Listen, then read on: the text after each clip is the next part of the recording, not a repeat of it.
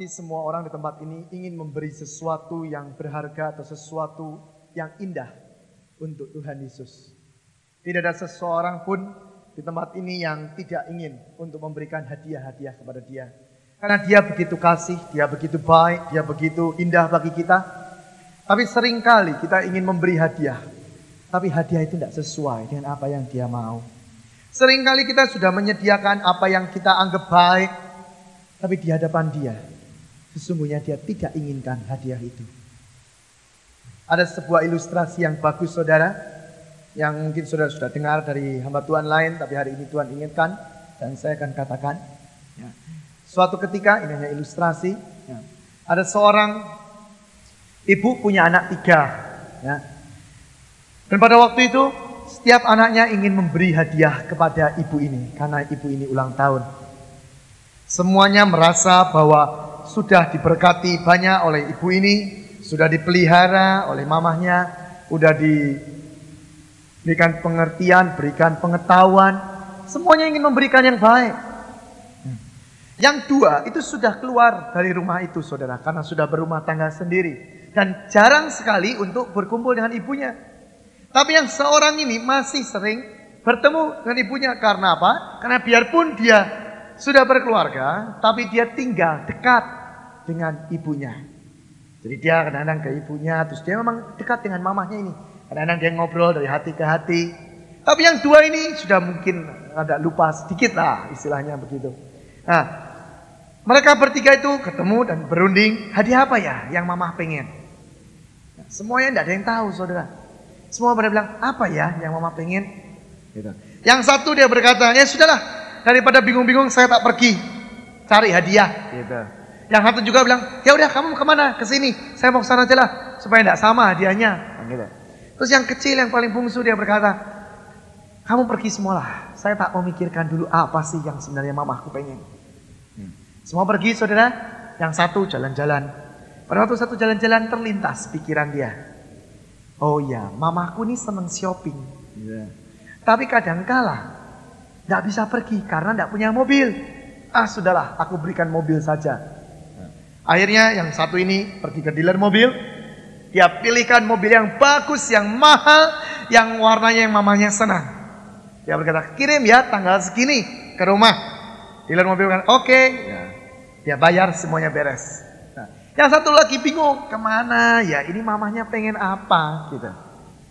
Suatu ketika dia lewat toko binatang saudara, dan di situ ada satu kata-kata, dijual burung beo yang luar biasa pintarnya, bisa berbicara berbagai bahasa. Nah, gitu. Si anak ini berkata, wah ini menggembirakan mamahnya. Sebabnya kalau mamanya pagi-pagi itu buka, nanti burung ini akan berkata selamat pagi. Terus mamanya bisa berbahasa Belanda, bahasa Belandanya juga bisa, selamat paginya itu. Dan dia pikir, wah ini pasti mamanya senang. Akhirnya dia tanya, berapa itu harganya burung? Terus penjual itu berkata, segini, misalnya $5.000 gitu. Karena itu mahal sekali, ini burung atau diimpor saudara. Jago luar biasa bunyinya. Akhirnya dia bilang, ya udah kirim ke rumah mama saya. Nah udah dibeli. Yang satu ini saudara yang di rumah, dia pikir apa ya mamaku nih punyanya, dan mama pengen apa? Akhirnya dia cuma terlintas satu. Oh ternyata mamahnya ini cuma butuh suatu penghargaan. Akhirnya dia pergi ke satu toko, ya, dia beli. Kalau di luar negeri saudara ada surat-surat penghargaan itu saudara, ya kepada mama, kepada papa. Dia hanya beli itu, harganya murah saudara. Harganya sampai ribuan, paling cuma berapa puluh. Dia belikan yang terbagus dan situ dikatakan, mamaku sayang, aku mengucap syukur, semua terima kasih atas segala apa yang kau sudah perbuat bagi diriku. Itu perkara yang gampang dan semuanya hampir melupakan. Akhirnya dia berkata, sudahlah, mamaku cuma pengen ini kok. Dia beli, dia bungkus dengan rapi. Dah, hari jadi terjadi. Ya, hari hanya itu beres jadi. Nah, pada waktu itu, yang satu yang memberi mobil, pada waktu pagi-pagi mobilnya sudah dari depan rumah, kuncinya ditaruh tepat depan kamarnya mamahnya. Nah, jadi kalau dia buka, wih, kunci mobil, istilahnya begitu saudara. Yang satu berkata, wah aku tidak mau kalah, burung beonya ditaruh di situ juga. Supaya pada waktu buka pintu langsung berkata selamat pagi atau good morning atau segala macam ya. Dia bilang wah pasti bagus. Tapi yang satu berkata aku tidak mau begitu. Aku akan datang sendiri dan aku akan memberikan surat penghargaan ini. Sesudah itu mamanya bangun pagi-pagi saudara. Dia lihat wah indah semuanya. Tapi malam harinya semua dipanggil sama mamanya, ditelepon. Ayo semua kumpul, harus kumpul di rumah. Mama ulang tahun, harus kumpul. Nah, semuanya datang dengan istri-istri mereka. Yang satu yang belum kasih kado, cuma surat penghargaan, itu datang dengan bawa itu. Si mamanya dibilang, semua sudah ngasih kado, ini satu anak tidak ngasih kado. Nah, ternyata semuanya datangnya terlambat, saudara. Yang satu ini tidak datang terlambat, dia datang tepat pada waktunya. Pada waktu itu, dia ketemu dengan mamanya. Dia langsung memeluk mamanya dan dia berkata, "Mah, aku tidak bawa apa-apa. Tapi aku hanya ingin dan aku hanya memberi sebuah ini."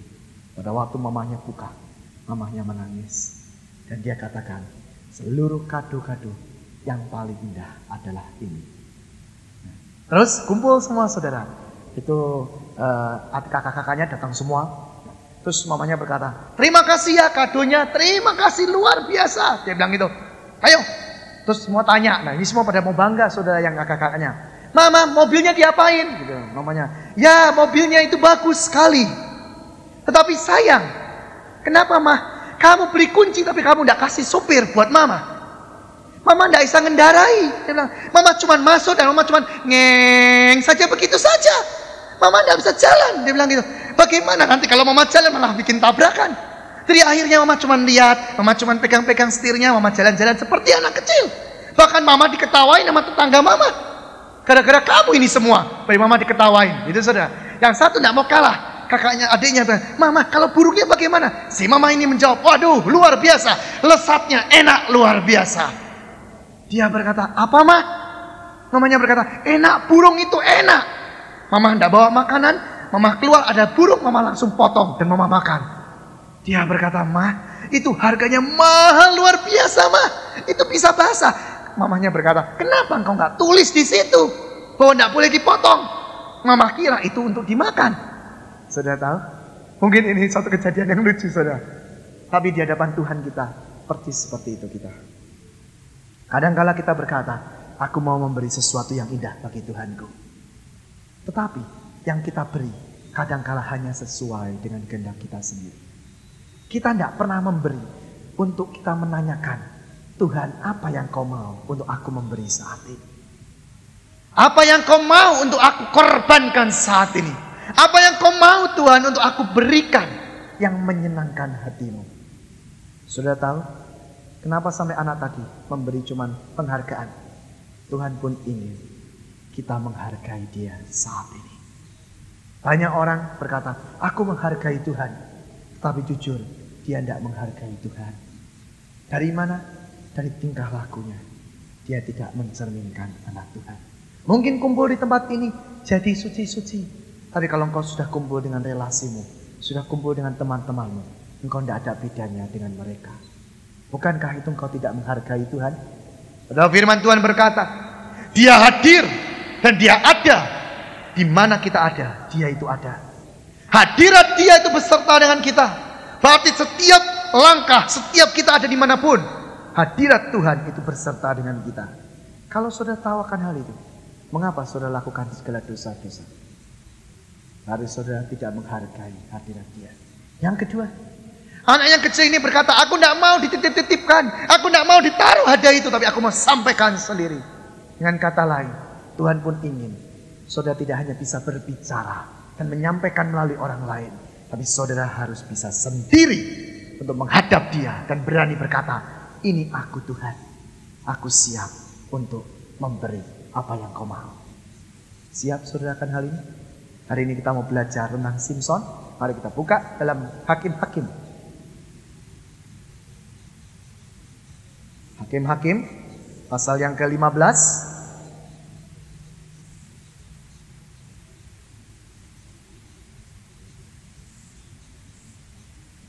Simson adalah anak anugerah, saudara. Simson adalah anak yang lahir dengan tujuan khusus. Dia tidak lahir dengan asal lahir saja, tapi dia mempunyai satu tujuan khusus pada waktu dia lahir. waktu ibunya mengandung, ibunya sudah diberikan sesuatu visi oleh Tuhan. Bahwa anak ini akan menjadi apa? Dan sesuatu yang luar biasa bagi Tuhan. Sama dengan kita. Kita lahir di dunia ini bukan hanya untuk memenuhi bumi saja. Tapi kita lahir, kita harus punya tujuan khusus. Tuhan menciptakan kita. Dan saya tahu dengan pasti, Tuhan akan pakai kita juga dengan baik. Kita bukan hanya memenuhi bumi, tapi saat ini kita mempunyai tujuan yang khusus. Di generasi yang terakhir ini, Tuhan mau pakai kita secara luar biasa benar-benar. Bukan hanya sesuatu yang, orang sampai begitu, tapi tiap hari kita jadikan mujizat itu menjadi sesuatu gaya hidup kita. Benar saudara, saya katakan, mujizat itu harus menjadi gaya hidupmu. Dan setiap kali engkau melangkah, setiap kali engkau melakukan sesuatu, engkau langsung katakan, oh biasa untuk mengadakan mujizat itu. Kalau ada yang sakit, engkau tidak usah panggil lagi hamba Tuhan. Tapi langsung kau katakan, aku bisa karena aku bersama dengan Tuhan. Kenapa sampai saat ini Tuhan sudah arahkan satu pertumbuhan daripada gereja-gereja yang kecil-kecil nanti akan berjalan, yaitu gereja sel. Kenapa? Karena Tuhan inginkan juga kejadian seperti ini. Bukan hanya kita berarah pada hamba Tuhan, tapi kita pun harus bisa untuk melakukan setiap janji-janji daripada firman Tuhan. Setiap janji-janji daripada firman Tuhan, baik yang terkecil sampai yang terbesar, semuanya harus kita nikmati. Ayah saya selalu berkata, tidak usah jadi orang Kristen kalau tidak menikmati apa yang dijanjikannya. Pada waktu itu saya masih kecil saudara, dan saya berkata pada ayah saya, Pak, orang Kristen itu bagaimana? Ayah saya berkata apa? Mungkin tidak sama dengan saudara. Ayah saya ngomong gini, kalau kamu tidak ngalami bahwa Tuhanmu itu hidup, kalau kamu tidak ngalami bahwa Dia bisa menolong kamu, tidak usah jadi orang Kristen. Tuh, ayah saya ngomongnya begitu saudara, kasar mungkin. Orang, ada orang tua yang ngomong begitu. Tapi itu merupakan sesuatu yang memacu hidup saya. Sehingga saya mau cari kebenaran itu sesungguhnya siapa. Sehingga saya berkata pada ayah saya, betul Pak, kalau aku tidak mengalami bahwa Tuhanku hidup, aku tidak mau jadi orang Kristen. Dan ayah saya berkata, lakukan. Dan saya dari kecil, saya mengalami bahwa benar Tuhan saya itu hidup. Jadi kalau saudara katakan, apa benar Tuhan hidup? Betul? Dia bisa berbicara, dia bisa melihat semua yang kita perbuat, dan segala-galanya dia sudah tahu. Itu dalam hidup saya. Kalau saudara hanya mendengar, saudara tidak mau mengalami, sudah akan rugi besar. Saya belajar satu hal. Iman itu hanya satu. Yaitu apa? Melakukan setiap apa yang Bapak katakan. Itu iman. Saya pikir setelah saya belajar itu, dan saya baca dalam satu ayat dikatakan, kalau Dia datang, Dia dapati bumi ini. Dan Dia bertanya, adakah iman di bumi ini? Saya barusan mengerti apa arti pertanyaan itu. Yang Dia tanyakan bukan iman dasar. Yang Dia tanyakan bukan iman yang pada waktu kita mengambil Yesus sebagai juru selamat. Kalau iman dasar, saya katakan bahwa Tuhan Yesus datang, pasti akan temukan iman itu. Kenapa? Karena anaknya semua akan punya. Tetapi kalau yang Dia tanyakanlah iman yang melakukan kehendak Bapa, ini sedikit saudara yang punya. Bahkan Dia katakan, ada enggak ya iman itu di bumi ini?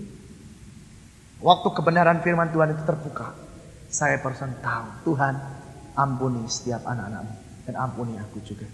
Seringkali aku tidak melakukan kehendak Bapa. Buktinya dari kegagalan-kegagalan. Aku seringkali Bapak katakan A, aku berkata B.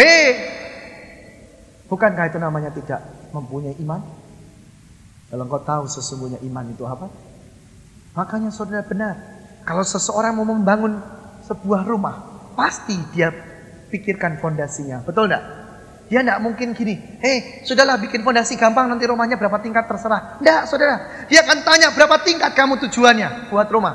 Orang ini mungkin berkata 14 tingkat, maka dia akan bikin fondasi lebih daripada 14 tingkat. Kemampuannya itu pasti bagus. Enggak mungkin 14 tingkat, ya udah gampang, buat aja lah fondasi 10 tingkat, hancur saudara rumahnya. Dan dia tahu kalau hancur, dia akan kerjakan dari awal lagi. Demikian juga Tuhan. Segala perkara dapat kita lakukan.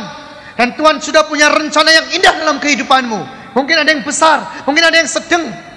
Semua itu urusan Tuhan. Jangan engkau berkata bahwa, oh Tuhan berarti pilih kasih.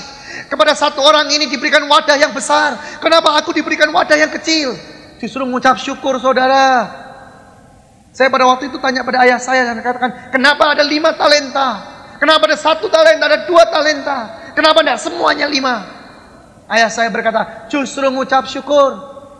Saya tidak habis mikir. Dan saya cuma dikatakan begini, sudahlah urusan kamu dengan Tuhan, kamu cari sendiri artinya. Saya didik ayah saya begitu. Dan pada waktu itu saya berdoa, Tuhan apa nih maknanya? Kenapa kau tidak adil? Ada satu yang dikasih 1, ada yang satu dikasih 2, ada yang kasih satu 5. Bukankah engkau Tuhan Allah yang adil? Dan Tuhan berkata, aku justru adil, aku ngasih begitu. Loh, adilnya di mana? Tuhan berkata, bukankah setiap manusia mempunyai karakter yang berbeda? Bukankah setiap manusia punya kelemahan yang berbeda? Bukankah setiap manusia mempunyai garis keturunan yang berbeda? Kalau aku pukul rata semua 5, payah. Yang 1 tidak akan bisa genapi. Boro-boro genapi 5, 1 aja tidak bisa, apalagi 5. Ayah saya jelas katakan pada waktu itu. Setelah saya dapat firman Tuhan ini dan saya sharing lagi dengan dia jelas katakan begini. Lebih baik engkau dapat 1 talenta dan kau lakukan 1 talenta daripada engkau punya 5 talenta tapi hanya kau lakukan 1 talenta. Setelah saya tahu itu, saya berkata, saya mengucap syukur Tuhan seberapa kau tempatkan aku. Saya tidak pernah iri dengan orang yang punya sesuatu yang lebih banyak dari saya. Saya berkata, urusan dia, lebih baik saya selesaikan bagian saya. Mungkin saya cuma punya 3 talenta atau 2 talenta, tapi saya selesaikan dengan baik. Daripada saya punya 5 talenta, akhirnya Tuhan lihat, kamu cuma selesai 2. Itu repot, saudara. Benar. Saya kata, maka dari itu saudara jangan iri satu sama lain. Kalau orang saudaramu seiman lebih dipakai, mengucap syukur. Banyak orang berkata pada saya, Pak, saya kok iri dengan Bapak. Kenapa iri? Bapak tuh punya karunianya banyak. Janjinya kan segudang, betul? Saya katakan. Tapi belum tentu kamu bisa bayar seperti saya. Ya. Contohnya, pada waktu anak saya mau diminta segala sesuatu, saya bayar, dan tentu kamu bisa bayar. Dan dia berkata, betul juga. Iya, betul. Mungkin saudara katakan bahwa punya karunia banyak itu enak. Siapa bilang? Hah? Benar, saudara. Jujur, ini jujur. Ini di video gak apa-apa lah, direkam gak apa-apa, saya jujur. Belum tentu enak punya karunia banyak itu. So, kalau saudara maunya kayak seperti saya, kemana-mana lihat setan, mau? Ayo, itu salah satu karunia. Mata saya tidak bisa disembunyikan setan itu. Kemana-mana saya jalan itu ketemu. Sekarang kalau saudara yang pengen punya saya, gitu, pengen seperti saya, punya karunia begitu, ya, terus ditumpangin tangan, terus punya begitu, apa ndak bingung? Nanti kalau jalan di shopping center, minggir sendiri. Loh, ini jujur loh, ini jangan saudara pikir sesuatu yang, wow itu omong besar, enggak saudara, benar. Saya pada waktu saya belum tahu kebenaran ini, saya jalan di shopping center, teman saya yang membuktikan, kamu jalan itu kok minggir-minggir itu ada apa? Saya bilang itu ada orang di depan. Dia bilang enggak ada orang di depan kok gini. Sudah tahu maksud saya itu siapa di depan saya. Dan jangan sudah pikir bahwa ini enggak banyak. Begitu. Cuman kalau dalam ruangan-ruangan ini ya tidak ada karena sudah disucikan. Tapi keluar dari sini itu sudah banyak. Setelah kalau saya perjalanan pulang keluar kota malam dengan istri saya, ini rame, lucu satu kejadian. Nah, ini lucu. Kalau dua-dua suami istri punya karunia penglihatan itu lucu. Nah lucunya tuh gini, saya nyetir gitu ya, malam kan dia lihat gitu, terus dia tahu-tahu bilang, ih, terus saya ngomong gini, ada apa kamu kok ih-ihan gitu, terus dia bilang, kamu tahu nggak tadi? Tahu, ada apa? Itu kan ada perempuan, iya, lagi gantung-gantung di situ. Singkat cerita, di situ pernah ada gantung diri, segala macam begitu, jadi biasa begitu loh saudara. Tapi saya kata enggak enak, tahu enggak? Kalau enggak emang karuniamu itu tuh, janganlah minta-minta macam-macam. Banyak kan orang yang ngejar karunia. Gitu? Jujur, di sini juga ada yang ngejar karunia, pasti. Oh, pengen dapat karunia penglihatan. Saya berdoa kalau saudara mau tak tumpangi tangan supaya dapat terus ngelihat sekali setan, kalau enggak langsung. Gitu? Hah? Benar, saudara. Saya itu waktu kecil ya, ini pengalaman saya. Kalau saudara ketemu ayah saya, tanyain. Saya tuh waktu kecil sering goncang imannya. Imannya bukan goncang masuk dalam arti gimana enggak, tapi takut saudara. Hidup dalam satu ketakutan. Kenapa? Karena kalau kesini takut, karena lihat. Sampai ayah saya tahu, kalau anak ini mulai batuk-batuk, Anak ini mulai mimpi-mimpinya begini. Pasti ada kuasa kegelapan di rumah ini. Masuk. Semua berdoa, usir, saya bisa tidur dengan nyenyak. Itu saya dulu. Setelah gede gini, sudah biasa, saudara. Kalau bangun itu ya, pada waktu ini kejadian sungguh, saudara. Di rumah saya tidak membesarkan setan, sungguh. Tapi justru saya katakan, kuasamu itu lebih besar daripada segala-galanya. Jadi tidak usah takut. Tidak usah takut sama sekali. Dan justru lucunya kalau orang Kristen itu ya, kalau ketemu setan itu begini. Ya, ini orang Kristen ya, satu ini orang Kristen. Ini setan. Ketemu begini. Dek, gitu ya saudara. Nah, ini terjadi sesuatu yang aneh. Pada waktu ketemu gini, dek, lari dua-duanya. Buas. Nah, pada waktu lari, si setan itu lihat belakang. Loh, lari, dikejar. Itu aslinya tuh begitu. Harusnya kita begini. Pada waktu ketemu, dek, dia lari, kita kejar. Nah gitu. Atau kalau tidak mau kejar, ya udah usir gitu loh. Makanya jangan yang lucu itu. Dek, lari. Puas. Ya, jangan saudara. Ya, saya benar saudara. Kalau orang ngomong begini, ketemu setan terus bisa terkencing-kencing, tidak bisa lari, itu benar. Makanya saya katakan, kamu dari sekarang ini kita bersama-sama berkata selalu, sesuatu yang besar ada di dalamku. Dan manusia siapapun, baik itu jelmaan siapapun, tidak ada kuasanya. Karena Tuhan Yesus lebih berkuasa. Tapi Tuhan ada di aku saat ini. Percaya? Hah? Saya pernah satu hal dengar kabar di Surabaya, saudara. Maaf, berkata benar. Di Surabaya ini sudah ada jelmaan-jelmaan. Dan di Bandung saya pernah ketemu di shopping center. Orangnya itu, kalau saudara lihat, ya secara lahiriah itu, kalau laki ganteng. Pokoknya bagus. Kalau perempuan ayu. Tetapi kalau engkau punya karunia khusus, bisa membedakan roh, kau akan lihat muka wajahnya, itu wajahnya kuasa kegelapan. Tetapi kalau engkau tidak punya karunia ini, bahaya besar. Dan saudara tahu, pada waktu ada satu anak bertobat dari gereja setan bertobat, dia berkata apa? Itu sudah ada di Indonesia. Dan di shopping center itu sudah banyak. Dan banyak yang terpikat. Dan tujuan mereka satu, menghancurkan anak-anak Tuhan. Benar, saya katakan. Saya pernah ketemu di shopping center dengan istri saya. Pada waktu itu saya ketemu dengan dia, saya lihat dari jauh, loh itu muka setan. Orangnya orang dari muka setan. Saya langsung ngomong sama istri saya, Vi, itu liatin mukanya gimana itu. Pada waktu itu saya lihat, loh kok begitu ya. Sudahlah, minggir daripada macam-macam. Nah, saya tahu bukan daerah saya, buat apa kita perang-perang. Nah ini loh, orang Kristen ini kebanyakan juga begini. Ya, ngerasa dirinya punya power, terus gak ada apa-apa, perang aja lah, buat apa? Emang gak ada gunanya perang ya, buat apa perang? Sampai ada satu orang berkata pada saya, Pak, lah kalau Bapak lihat di jalan itu ada setan gini, terus Bapak usir. Saya katakan, ngomong buat apa diusir? Pokoknya dia tidak ganggu saya tidak akan ganggu dia, juga tidak usah macam-macam. Nah ini mungkin saudara tidak bisa ngerti. Tapi sungguh kalau saudara belajar di dalam dunia roh, main seperti saya begini, ya saya akan katakan, di dalam dunia roh itu ada satu kekuasaan dari kekuasaan. Kalau itu bukan daerah kekuasaanmu, jangan main-main. Jangan main-main. Tapi saya katakan, setiap kali saya pergi kemana, saya akan bertemu dengan dia. Dan saya mungkin setiap kali bertemu dengan dia, saya omong-omong begini.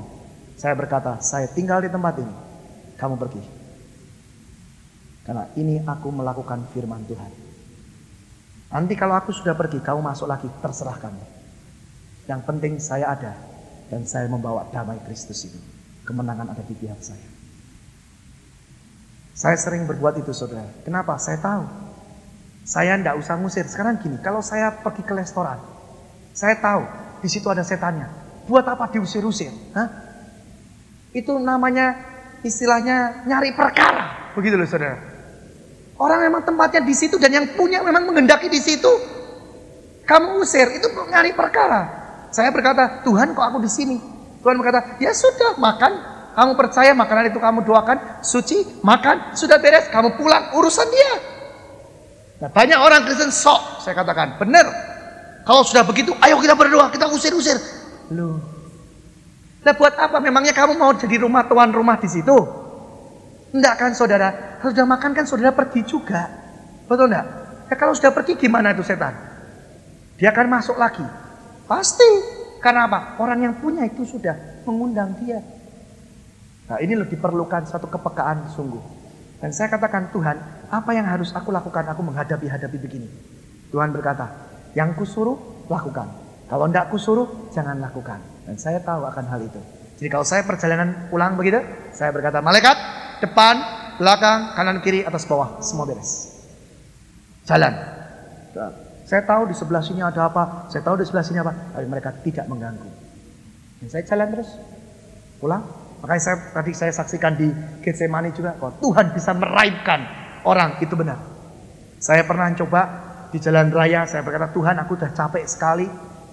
Perjalanan ini biasanya 2,5 jam, paling cepat ya 2 jam Tuhan, tapi aku capek, benar luar biasa. Tuhan, aku minta cepat. Dan saya katakan, di dalam nama Yesus, terjadilah sesuai dengan kehendak Tuhan. Sudah tahu? Hari itu dari tempat ke tempat, saya cuma 1:03. Saya katakan, Tuhan, kok tempat ini tidak dilalui? Tempat ini tidak dilalui ya? Tidak tahu. Kok bisa begitu? Saya juga tidak tahu. Itu adalah urusan dia. Amin. Percaya saudara bisa begitu? Jangan pikir, oh bisa enggak ya? Loh, saudara itu seorang yang bisa, penuh dengan mujizat. Bahkan ayah saya pernah ngomong begini. Kalau di Alkitab ada yang bilang, dan tertulis dengan jelas, Elia bisa larinya lebih cepat daripada Ahab, betul? Hah? Betul? Sekarang lari printer dunia, apa bisa ngalahkan itu kereta saudara? Tidak bisa. Percaya, saya tahu dengan yakin, yaitu apa? Dia itu diraibkan. Dia sih istilahnya lari begini terus, tapi tahu-tahu udah sampai. Nah, itu saudara akan terjadi dengan saudara dan saya. Makanya alami apa yang tertulis di sini, alami. Jangan perkara begini, pas baca cukup di situ doang. Nah, pas aku gitu terus ngomong, Tuhan, aku mau ngalami. Tapi ya berani depan-depannya dulu. Ya, kalau mujizat itu tidak mungkin kalau tidak ada depan-depannya. Depan-depannya itu apa? Ya sudah tahu. Masalah rame-ramenya itu depan-depannya. Tapi itu wani gitu loh saudara. Berani, ayo. Makanya satu hal, ingatkan baik-baik. Tiada mahkota tanpa penderitaan. Tidak ada mahkota tanpa penderitaan. Semua mahkota didapat dari penderitaan dulu. Barusan kemenangan menjadi pihak kita. Berjalanlah saat ini bersama dengan Tuhan. Simson tuh orangnya begitu saudara. Dia sudah tahu bahwa dia tuh orang pilihan Tuhan. Dia sudah tahu dia punya misi tertentu di dalam dunia ini. Tetapi kenapa? Kok misinya tidak jalan? Saudara baca. Sampai akhir hidupnya pun dia akhirnya meninggal dunia dengan cara yang tidak terhormat. Jujur, mungkin saudara katakan, lu terhormat loh, banyak yang meninggal. Iya, tetapi kan tidak model gitu harusnya Tuhan. Betul tidak? Percaya tidak kalau Tuhan sesungguhnya pengennya tidak begitu, Simson? Kenapa? Karena dia tidak tahu dan tidak pernah disiplin di dalam kehidupannya. Yuk kita baca ya, mulai. Simson pasal yang ke-15. Kok Simson? Hakim-hakim 15. Hakim-hakim pasal ke-15. Salah. Hakim-hakim pasal ke-15 ayat yang ke-10. Jadi Simson ke-15 nanti bikin Alkitab baru, saudara. Jangan sampai itu bikin Alkitab, tidak boleh itu. Ayat yang ke-10, saudara. Berkatalah orang-orang Yehuda, mengapa kamu maju menyerang kami? Lalu jawab mereka, kami maju untuk mengikat Simson dan memperlakukan dia seperti dia memperlakukan kami. Orang-orang Filistin, sudah ya. Kemudian turunlah 3.000 orang dari suku Yehuda ke gua di gunung Batu Etam dan berkata kepada Simson, tidakkah kau ketahui bahwa orang Filistin berkuasa atas kita? Apakah juga yang telah kau perbuat terhadap kami? Tetapi jawabnya kepada mereka, seperti mereka memperlakukan aku, demikianlah aku memperlakukan mereka. Kata mereka kepadanya, kami datang ke sini untuk mengikat dan menyerahkan engkau ke dalam tangan orang Filistin. Tetapi jawab Simson kepada mereka, bersumpahlah kepadaku bahwa kamu sendiri tidak akan menyerang aku. Lalu kata mereka kepadanya, tidak, kami hanya mau mengikat engkau dan menyerahkan engkau ke dalam tangan mereka. Tetapi membunuh engkau kami tidak mau. Maka mereka mengikat dia dengan 2 tali baru dan membawa dia dari bukit batu itu. Sampai di sini dulu. Simson ini orangnya tuh lucu, saudara. Dia mempunyai hati yang baik. Nah, kita akan belajar kebaikan dulu, nanti kelemahan dia dan kegagalan dia. Kebaikan Simson itu apa? Yang pertama adalah apa? Dia mengasihi bangsanya. Nah, orangnya itu adalah istilahnya kalau sekarang itu bela temen gitu loh saudara. Kalau orang lain dihina, orang lain dia apa? Dia akan bela bangsanya itu. Nah ini suatu sifat yang bagus. Nah kita sebagai orang-orang anak Tuhan harus punya sifat ini. Kalau kemarin kita sudah mengadakan suatu pembasuhan kaki, bukankah itu juga suatu makna bahwa kita harus menghapus ras yang ada di Indonesia? Bagaimana caranya saudara bisa menghapus ras itu kalau saudara tidak punya hati mengasihi bangsa ini? Bagaimana? Saudara hanya berkata besar, menghapus, tapi saudara tidak mengasihi. Tidak bisa saudara. Saudara harus punya hati mengasihi bangsa ini. Bisa? Dan saudara bisa menjalankan 1 Yohanes 3 ayat 16. Saudara bisa berkata gini, aku siap untuk berdoa syafaat untuk bangsa ini. Aku siap. Bahkan kalau sampai Tuhan tunjuk, aku harus berkorban nyawaku. Aku siap. Karena itu memang sudah kehendak Tuhan atas diriku. Sudah siap? Kalau belum, pulang dari tempat ini. Minta belas kasihan. Minta mengasihi bangsa ini dengan benar. Saya akan mengasihkan satu pengalaman hidup saya. Sungguh, ini pengalaman hidup saya. Zaman kemarin dulu saudara, pada waktu saya masih kecil, saya dididik. Saya dari keturunan, bangsa keturunan. Ya, saya dididik saudara, oleh teman-teman saya yang sama-sama bangsa keturunan. Itu saya dididik untuk ras. Benar, jujur. Tahun-tahun kemarin saya itu rasnya luar biasa. Ras luar biasa. Saya maaf berkata, sekarang sudah enggak ya saudara. Sekarang ini satu kesaksian ya. Maaf berkata, saya katakan maaf berkata. Dulu saya begitu. Ya. Dulu saya tidak pernah menganggap orang bangsa kita itu dengan mata yang dua ini. Selalu saya nomor duakan.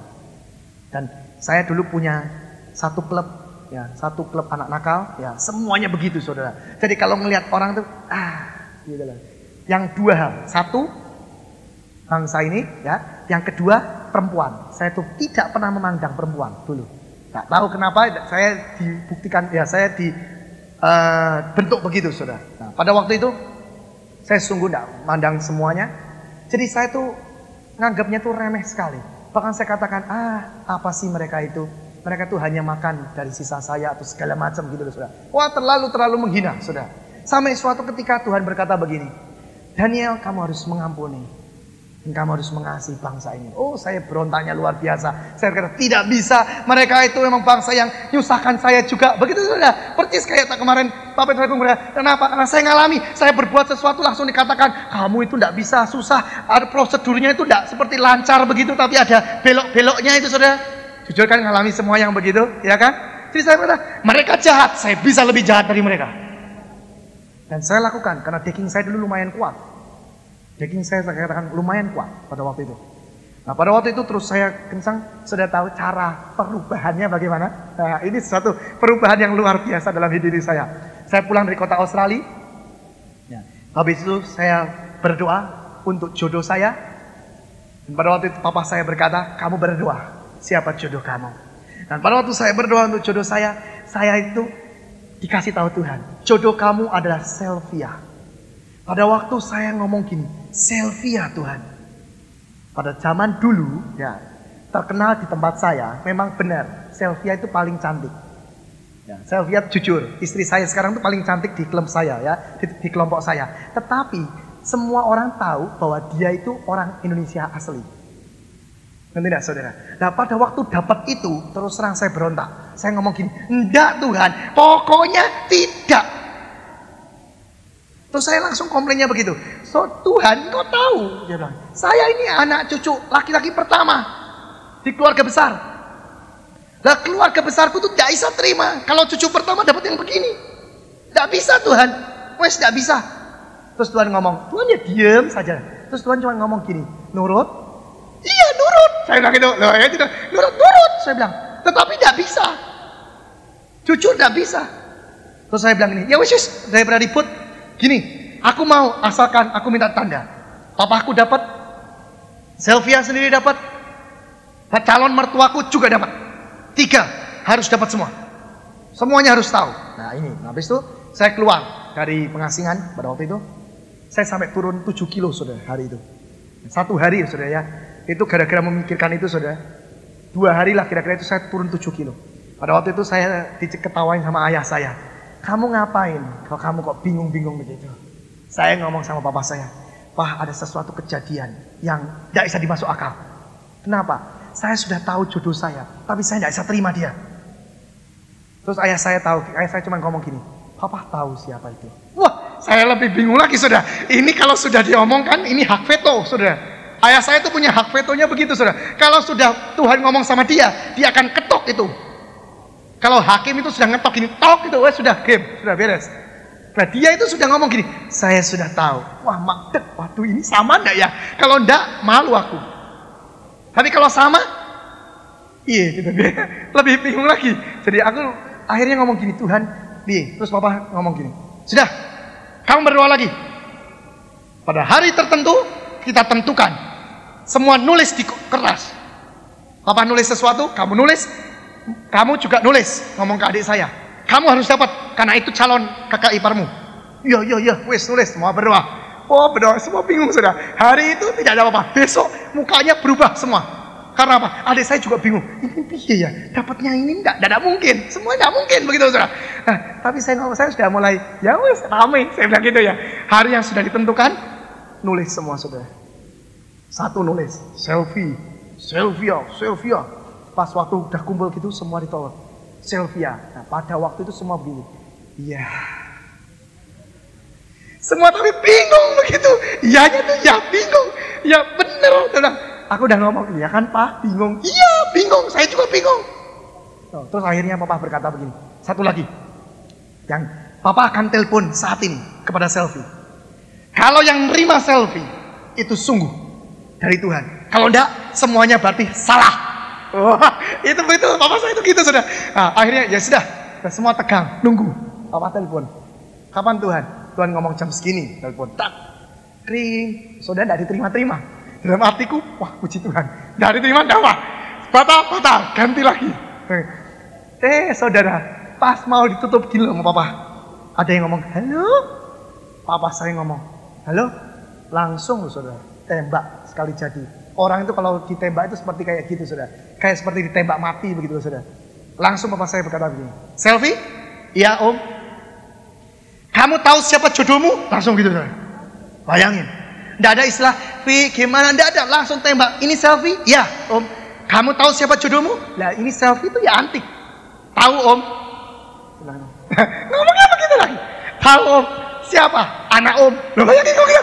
Bisa ngomong begitu saudara. Pada waktu itu papa saya bilang, siapa?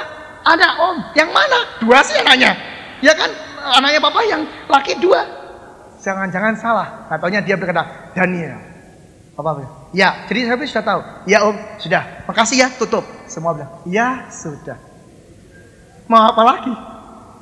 Tinggal satu yang janji saya dengan Tuhan. Saya berkata, papahnya harus dapat. Atau mamahnya. Suatu ketika, papa saya itu udah tahu orang yang tidak mau lambat-lambat, dia langsung telepon juga sesudah semua beres. Terus beberapa hari kemudian ada pertemuan di rumah saya. Mertua saya itu, calon mertua saya itu ada di situ dan langsung dipanggil ke atas. Saya berkata, kamu berdua naik ke atas, ikut saya. Pada waktu sudah kumpul di situ, papa saya langsung berkata, kamu tahu menantu kamu siapa? Terus mertua saya itu ngomong gini. Saya tahu sebenarnya, ya, tapi saya tidak berani ngomong. Begitu, dia tidak berani ngomong, saudara. Dia bilang, ya tidak apa-apa, salah juga tidak apa-apa. Terus, nah ini mertua saya perempuan tuh cerita. Saya tuh sebenarnya sudah tahu kok, jodohnya tuh siapa? Siapa? Itu loh, si Denny, ngomong gitu, ngomong saya. Kenapa? Gini loh, pada waktu kita pergi sama-sama ke tempat rekreasi. Nah, saya tuh pergi ke tempat rekreasi juga. Nah, dulu saya tuh kerjaannya tuh sebagai MC, pemain musik atau sebagai seksi acara, gitu loh ya. Jadi MC gitu. Saya tuh dulu kalau misalnya ada yang ulang tahun, saya jadi DJ-nya gitu. Nah, saya tuh dalam itu tuh saya yang megang. Nah, pada waktu itu saya itu membuat satu permainan yang ada hukumannya, saudara. Ya. Yang kena adalah calon mertua saya. Nah, saya belum tahu kalau itu calon mertua saya. Jadi pada waktu itu saya bikin hukuman yang paling berat untuk dia. Dan saya katakan begini, Tante, tante harus nari dengan saya. Saya gerakannya apa, tante harus ikuti. Dan saya benar-benar di situ sampai membuat orang ketawa. Nah pada waktu berbuat itu, Tuhan ngomong sama ibu mertua saya. Dia katakan, kamu harus ikuti. Kenapa? Karena itu tuh menantumu. Bayangin sudah. Dia berkata, pada waktu dapat itu dia cuma bengong. Tapi karena dia dengar itu, akhirnya dia ikuti saya. Tapi cuma dia diam. Daripada waktu ini kejadian semuanya sudah beres. Sudah. Nah, saya cuma satu. Saya berkata, Tuhan, dia tuh orang asli. Dan semuanya berkata, iya bagaimana ya Tuhan. Tapi Tuhan katakan, makanya harus buang itu. Ras itu. Saya berkata, Tuhan, semuanya sudah beres. Cuma satu. Perbaiki hatiku. Aku mau terima itu semua. Karena aku tahu aku adalah hamba-Mu. Aku siap untuk menerima. Dan Tuhan katakan, aku cuma minta engkau mau. Aku yang memberesi. Dan pada waktu itu saya berkata, aku mau Tuhan. Dan Tuhan katakan, oke. Sudah tahu, saya menginjak masa pacaran. Saya pacaran 1 tahun, sudah itu langsung menikah. Saya pacaran dan pada waktu saya tiap malam saya berkata, daging, Daniel terima dia apa adanya. Daniel terima karena dia juga anak Tuhan. Daniel terima itu ciptaan Tuhan itu indah. Daniel terima, Daniel terima, Daniel terima. Akhirnya benar saudara, saya bisa mengasihi dia dengan luar biasa. Rasa saya hilang. Saya setahunnya rasa hilang. Saya ketemu di jalan orang yang begitu. Saya katakan, oh dia saudaraku. Saya bisa hilang begitu. Pada waktu semuanya sudah hilang saudara. Semuanya sudah hilang dan saya bisa mengasihi bangsa ini. Suatu ketika saya pergi ke tempat dia. Ya, saya duduk gitu saudara. Di tempat kakeknya dia. Saya duduk, kakeknya sudah lama meninggal. Saya duduk itu di depan, di atas saya. Itu rekening listrik jatuh. Loh, saya baca saudara. Saya taruh, saya baca gini. Saya bengong. Saya ngomong, ini siapa? Kok namanya kok masih pakai nama 3? Tan, siapa? Begitu ya. Saya berkata, ini siapa? Di situ, istri saya berkata apa? Itu engkong saya. Saya ngomong, loh, berarti kamu tuh keturunan juga? Dia bilang, iya, saya keturunan. Loh, luar biasanya Tuhan. Hebat kan? Betul enggak? Ngerti enggak maksud saya di sini cerita? Jadi dia mau memproses saya dengan cara begitu. Tapi setelah saya rela, setelah saya beres semua, dibuka. Ternyata benar, dia juga orang keturunan. Tapi keturunannya luar biasa. 2 dari Chinese, juga dari Holland. Jadi orang Holland ketemu orang Chinese, kawin, keluar dia. Jadi dia itu masih keturunan kerajaan Belanda, saudara. Jadi makanya saya bilang, oh benar-benar saya harus menghilangkan ras. Karena apa? Saya cinta semua bangsa. Amin. Harus itu saudara. Saudara pun harus bisa begitu. Nah itu loh cara kerja Tuhan. Itu mengasihi bangsa. Itu Tuhan suka saudara. Saya tidak tahu kenapa firman Tuhan harus begini hari ini. Tapi Tuhan sungguh katakan, buang itu ras dalam kehidupanmu. Dia juga saudara seimanmu. Amin. Dia juga anak yang Tuhan kasihi. Ya, oke. Yang kedua, Simson itu bela negara, sayang dengan negara, tapi juga dia mempunyai sifat yang baik. Dia nunggu saatnya Tuhan. Dia tidak pernah melangkah lebih daripada saatnya Tuhan. Dia tunggu sampai pada waktu itu dia tahu dia punya power, dia punya satu kekuatan. Kalau dia mau melawan di situ, orang Filistin datang, dia lawan habis semuanya. Tapi dia tidak mau melawan. Dia mau tunggu sampai roh Tuhan hinggap dalam diri dia. Dia mau melangkah semuanya itu. Kenapa saya katakan hinggap?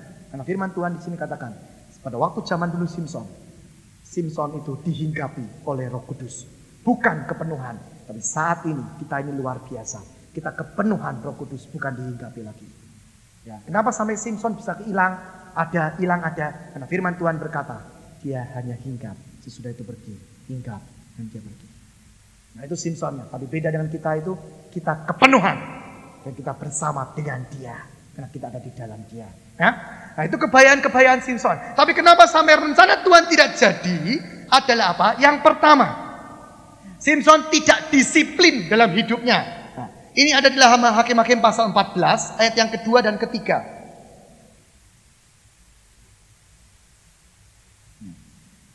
Ayat yang kedua. 14 ayat yang kedua. Ia pulang dan memberitahukan kepada ayahnya dan ibunya. Di Timna aku melihat seorang gadis Filistin. Tolong ambillah dia menjadi istriku. Lalu ayahnya dan ibunya berkata kepadanya, tidak adakah di antara anak-anak perempuan sanak saudaramu atau di antara seluruh bangsa kita seorang perempuan, sehingga engkau pergi mengambil istri dari orang Filistin? Orang-orang yang tidak bersunat itu Tetapi jawab Simson kepada ayahnya, ambillah dia bagiku, sebab dia kusukai. Memang yang pertama ini adalah kehendak Tuhan. Tetapi yang kedua, Simson gak disiplinnya adalah apa? Dia gak selalu tanya sama Tuhan. Perintah yang kedua yang dia lakukan itu bukan kehendak Tuhan dengan Delila itu. Yang pertama ini memang dari Tuhan, tapi yang kedua itu bukan dari Tuhan. Simson tidak pernah berkata tidak. Karena apa? Dia sudah anggap bahwa semuanya itu kayak gitu. Kalau sudah satu kayak gini, pasti yang kedua begini, ketiga begini, keempat begini. Padahal firman Tuhan berkata, kita harus tahu bahwa dia selalu baru, bukan yang seperti dulu lagi. Dia selalu sesuatu yang baru. Tidak mungkin sesuatu itu dia ulangi. Karena dia tahu kalau dia ulangi, setan bisa mengambil akan hal itu. Kecuali dalam hal-hal tertentu saja. Makanya saat ini saudara, engkau harus disiplin. Kalau sekali engkau punya satu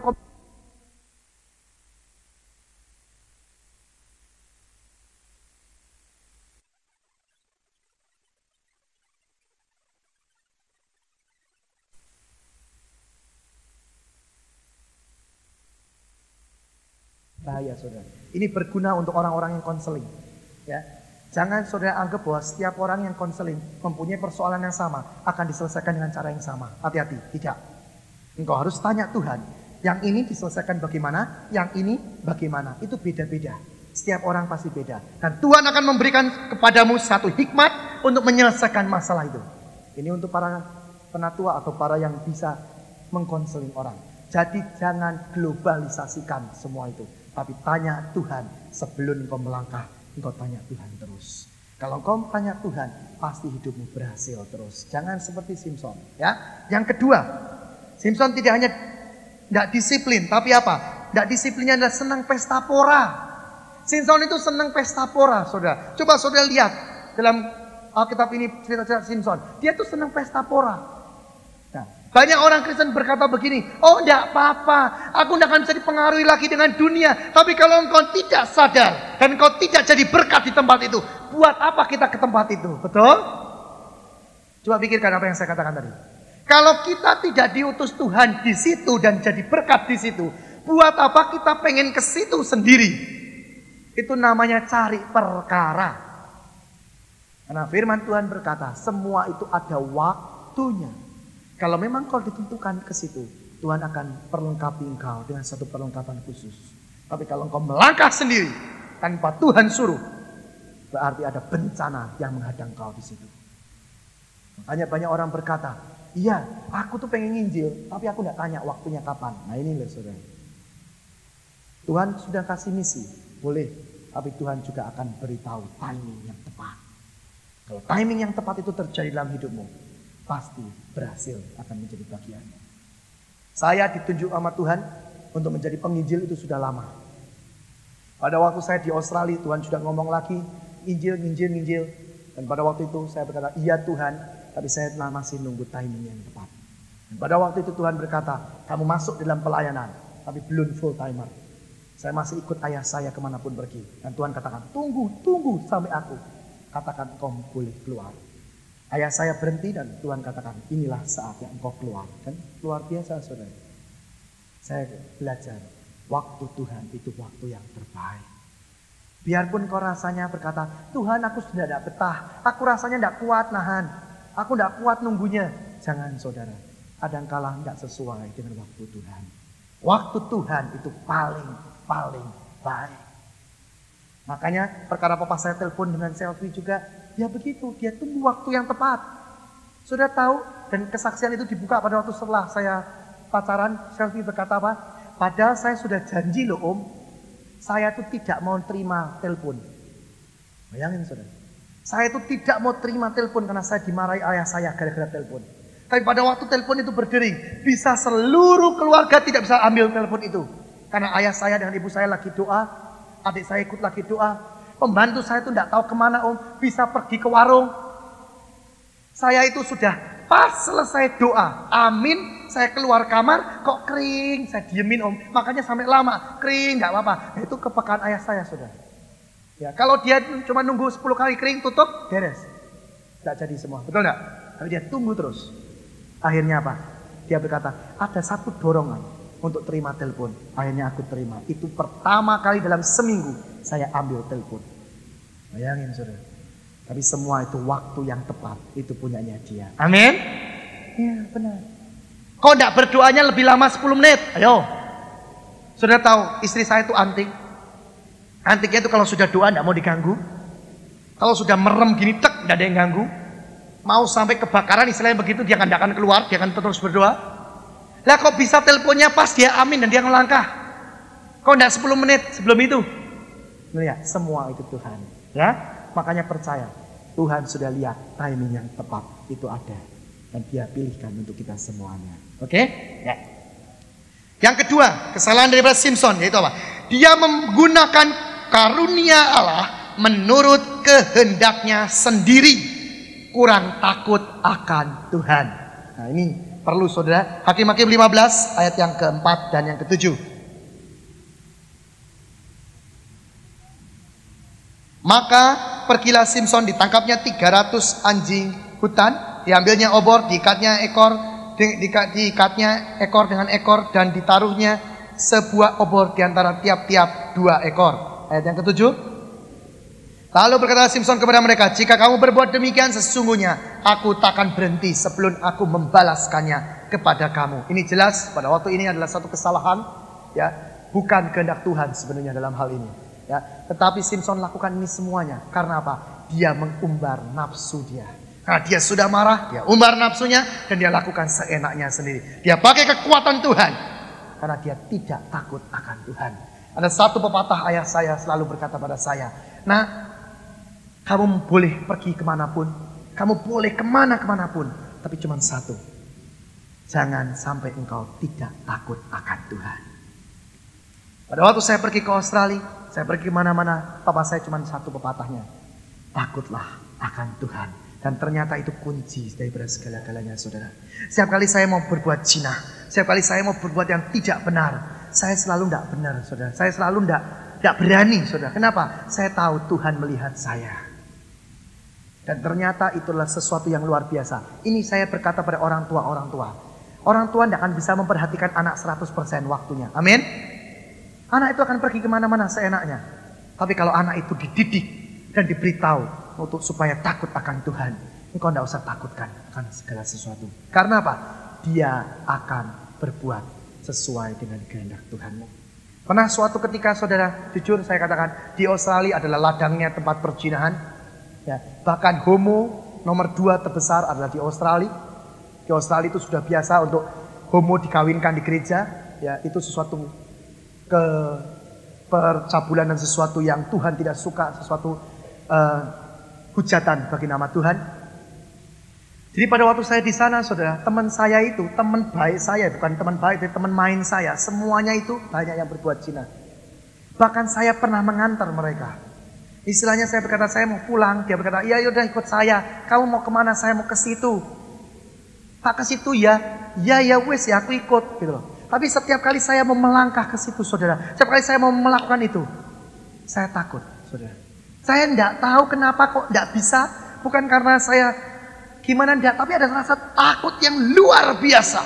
Dan saya pikirkan, saya bukan takut pada manusia, tapi saya takut pada yang di atas. Karena saya berkata pada teman saya, kamu kok berani sih? Aku takut dengan satu orang yang melihat aku. Dia berkata, oh tidak ada yang lihat, kamarnya tertutup. Terus saya ngomong, iya pasti, kalau terbuka siapa yang mau? Saya bilang gitu.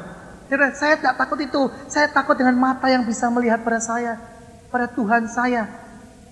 Dan ternyata itu adalah doa daripada orang tua saya. Orang tua, berdoalah untuk anakmu, supaya takut akan Tuhan itu tertanam di dalam diri anak-anakmu. Dan itu kalau tertanam, kau tidak usah khawatir, apapun terjadi kau tidak usah khawatir. Saya ini loh ngalami, saya ini orang nakalnya luar biasa saudara. Pengedar-pengedar itu dulu teman saya semua. Semua teman saya main, semuanya ada yang paling nakal teman saya. Itu dari kelas 5 SD sudah pacaran dan merusak orang. Dia berkata pada saya, kalau kamu mau jadwal perempuan yang sudah saya rusak, itu sudah tidak terhitung. Itu teman-teman saya semua. Tapi anehnya saya tidak bisa ikut-ikutan. Saya bermain dengan dia. Saya melakukan segala-galanya dengan dia. Tapi saya tidak berbuat dosa. Karena saya takut akan Tuhan. Dan doa-doa orang tua saya menyertai saya. Suatu ketika Kami pergi ke satu tempat, kami bawa itu obat terlarang itu. Kami bawa karena apa? Pengedarnya teman saya sendiri. Jadi kalau saya tinggal mau nakal saudara, saya tinggal begini minta.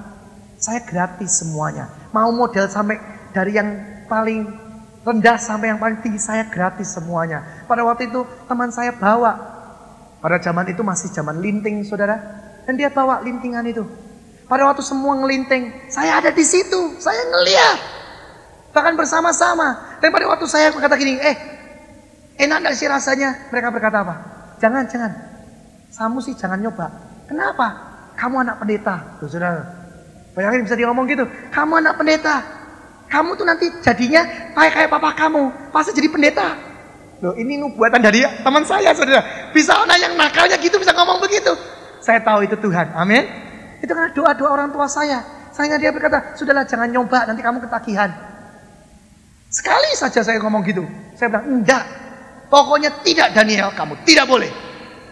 Tapi yang luar biasa, nah namanya makanya saya dijulukin pendeta saudara. Biarpun saya nakalnya kayak apa, kita sebelum kebut-kebutan, saya berdoa dulu saudara. Jujur ini.